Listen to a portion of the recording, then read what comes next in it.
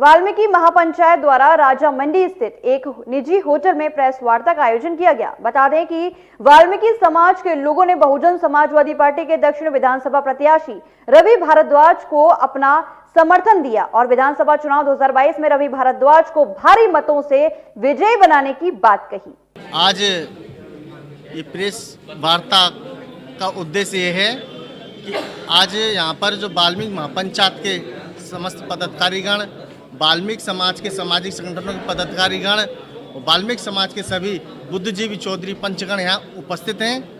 आज सभी लोगों ने यहाँ पर ये निर्णय लिया है प्रेस के माध्यम से कि जो भारतीय जनता पार्टी के द्वारा पूरे उत्तर प्रदेश में वाल्मीकि समाज के साथ जो शोषण किया जा रहा है, स्थायी नौकरी खत्म की जा रही है, हमारी बहन बेटियों के साथ बलात्कार हो रहे हैं, चाहे वो मनीषा कांड रहा हो, चाहे अरुण वाल्मीकि वाला आगरा कांड रहा हो, किसी को न्याय नहीं मिल रहा है। वाल्मीकि समाज को आर्थिक रूप से, सामाजिक रूप से कमजोर कराया जा रहा है। इसलिए आज इस प्रेस के माध्यम से हम लोग एक संपर्क लेके जा रहे हैं और आपके माध्यम से बात पहुंचाना चाह रहे हैं कि इस बार पूरे जनपद आगरा में वाल्मीकि समाज ने निर्णय लिया है कि भारतीय जनता पार्टी को हराने का काम करेगा।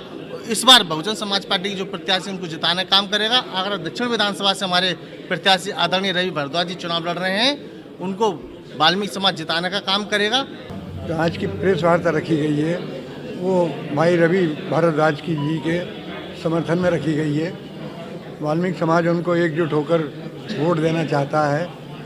वाल्मीकि समाज जो है और पार्टियों ने जो उपेक्षा की है और जो ध्यान नहीं देती है, उन सब बातों से बहुत आक्रोशित है, बहुत दुखी है। वो चाहता है कि भाई कोई तो हमारी बात को सुने और समझे और हमारी बात को आगे बढ़ाए।